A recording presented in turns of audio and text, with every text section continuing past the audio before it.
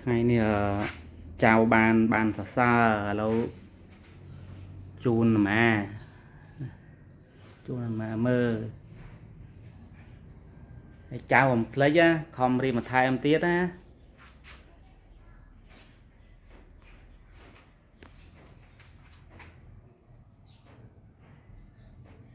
ម៉ែច្បាស់ចិត្តម៉ែពេលចៅបានសរសើរម៉ែសบายจ้ะนะហើយមានជូនពរចៅឲ្យមកទៀតពរចៅឲ្យខំប្រឹងប្រែងរៀនសូត្រកុំគិតទៅលេងបានគេហៅកូនសិស្សល្អលេខ1ណាចៅអត់ទេ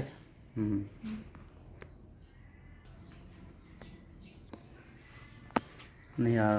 សាលាគីបញ្ឈងសាលាខ្លួនបាទ